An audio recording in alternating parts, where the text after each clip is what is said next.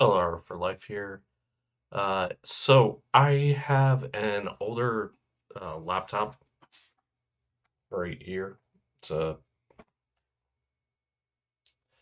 old HP laptop that I had.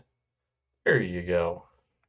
Anyway, so I had this old HP laptop that had Windows 8 originally, and then most recently Windows 10. But Windows 10's going away, so I was figuring out what to do with it. It won't take the upgrade to Windows 11.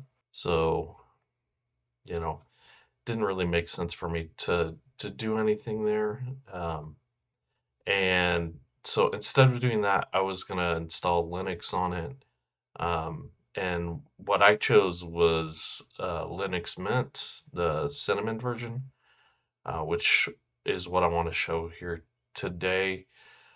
I did that. I played around with it a little bit, installed on the main drive. And one of the reasons why I was doing that is I was going to install Home Assistant on that laptop and just leave it running and have that be its main job. But I chose to go ahead and install Home Assistant OS as the main operating system on that machine.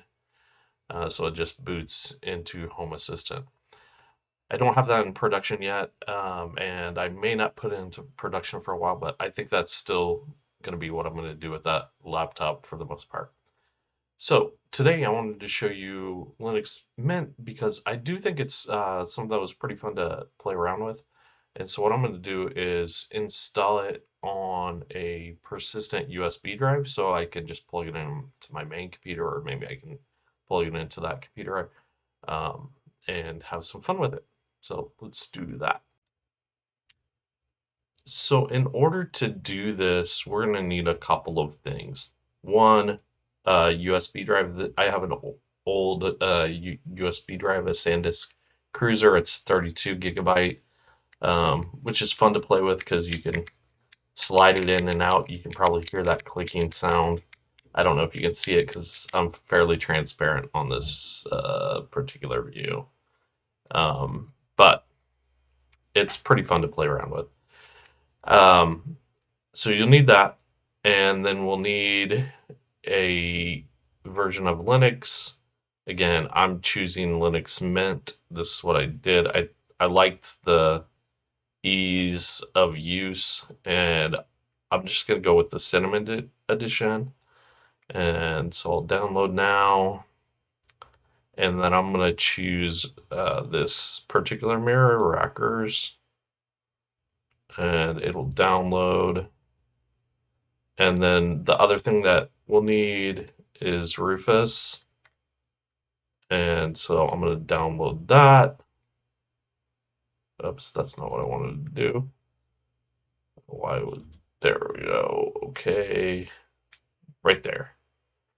So going to download this, and let's let that take its time. Okay, so now I have both of them downloaded, and I put them on my desktop just again for ease of use. So we have Rufus, which I'll open up. And yes, I'm gonna allow it to make changes. Sure, I wanted to check for updates. All right. Now what I'm gonna do is I'm gonna go ahead and plug in my USB drive here. And that is the one. Make sure you choose the right device because if you don't, you could really mess things up. And then we're going to choose the image, and we want it disk or ISO image, and we want to select anyway. So we will go ahead and say that. So that is the partition I want. I do want to have it be a persistent partition so that I can plug it in, unplug it, have the files stay in the settings stay. Those are the correct settings, so BIOS or UEFI. and MBR is fine for the partitions scheme. And I'll just use the default FAT32 and we'll let it start. You're going to have to click through a couple things. Again, it's going to warn you that it'll destroy the data. Yeah, that's all right. And then we'll let it do its thing.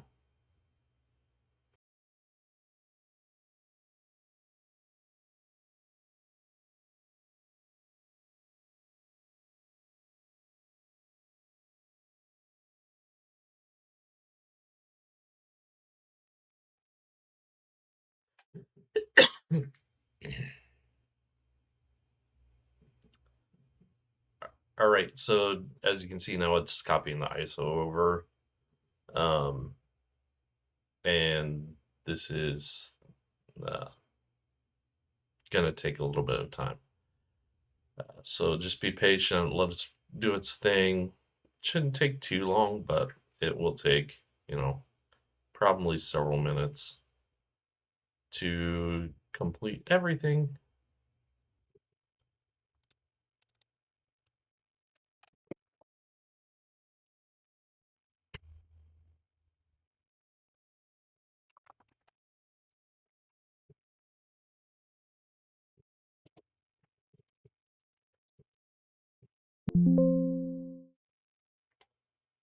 All right, so looks like we're done here.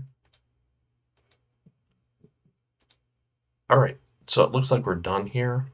So that is good. That's all we needed to do on the PC, and then we'll move over to my camera so I can show you kind of what I'm doing here.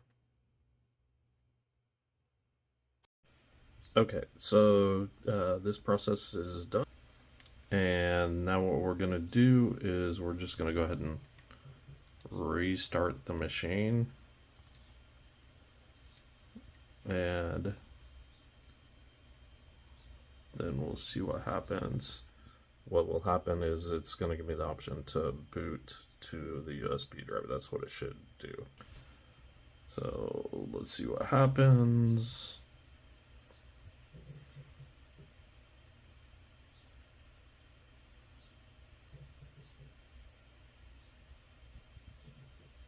Okay, it's turned off. The laptop's off as well. It should just give me the option to boot into Linux Mint, but again, I'm not sure.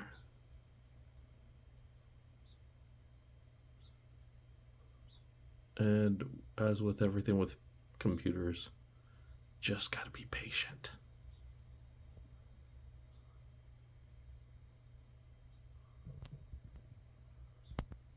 Not everything works right the first time. Although when I did it on this other laptop, it worked perfectly the first time. It was so easy, I was very surprised. Alright, so I'm restarting my machine now. And then I'm going to try to get into the boot menu. I tried this once, but it didn't do what I expected, which was to go right into it. So I am pressing, which I understand is what I need to do to get into the boot menu. Okay, there we go. So it looks like I'm in BIOS. So let's see what we can do from here. Boot device. So yeah, looks like I can change the boot device. So it'll let me do Windows Boot Manager, this one, which is what I want. Okay. Yeah, so I can change the boot order. So I'm going to change the boot order and I can do more settings. I don't think I need to do anything else. Over here are the instructions on what to do. So I'm going to press enter to say okay, and then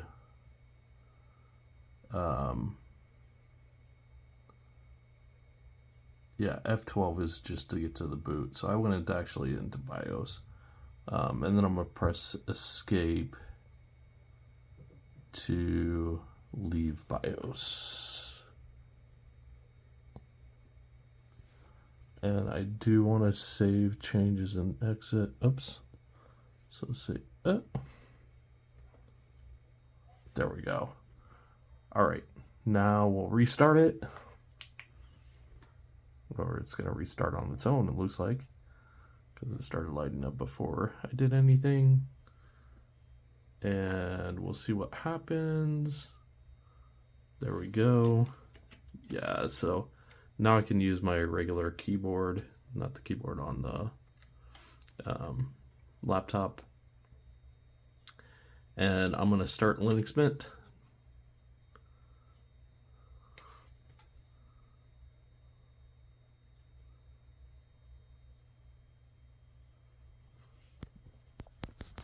And it's going to take a minute. There we go.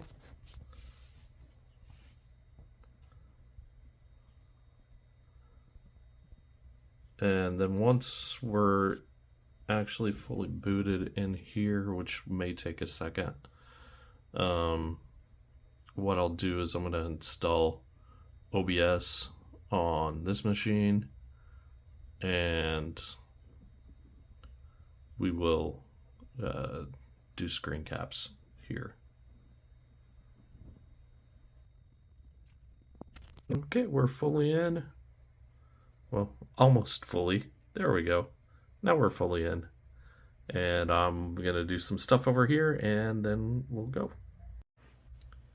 All right, so I thought this was going to be a little bit easier, but evidently it's not been as easy as I expected. It was great to install on another machine, like I said.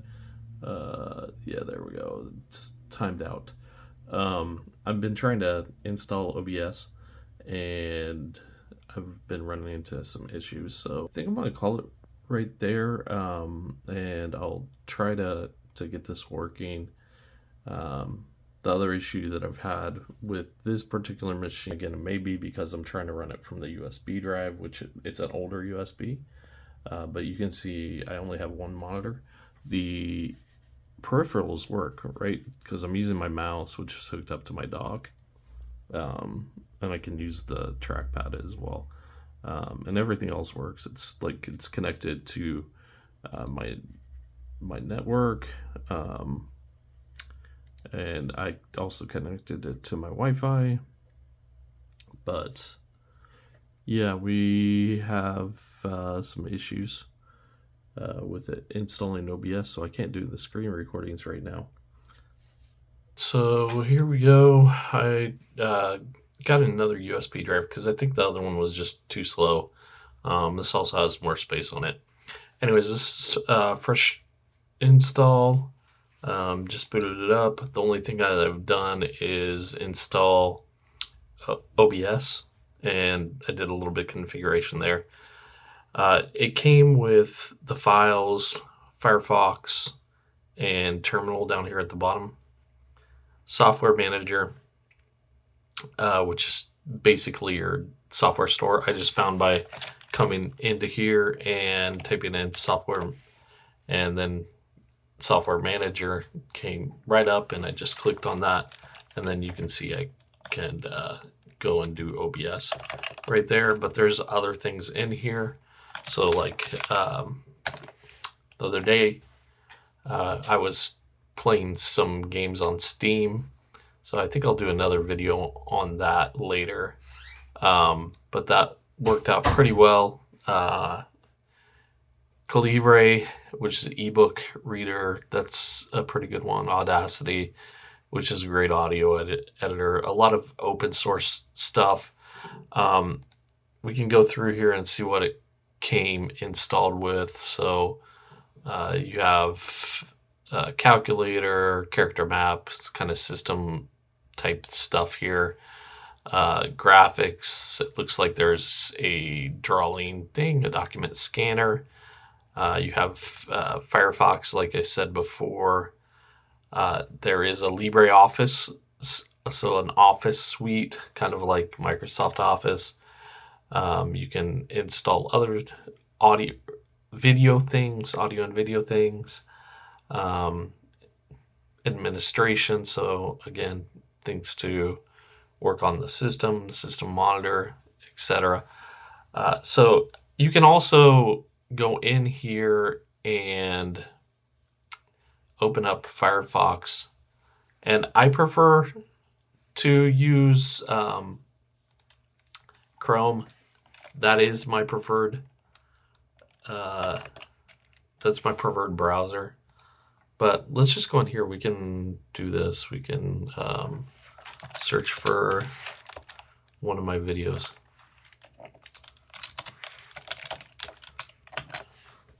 So we'll pull that up. Here, this place was really good, the Leonardo's. Hey subscribers, I'm sitting here in my It was a daughter's really driveway. good We're gonna go burrito. down to Indianapolis.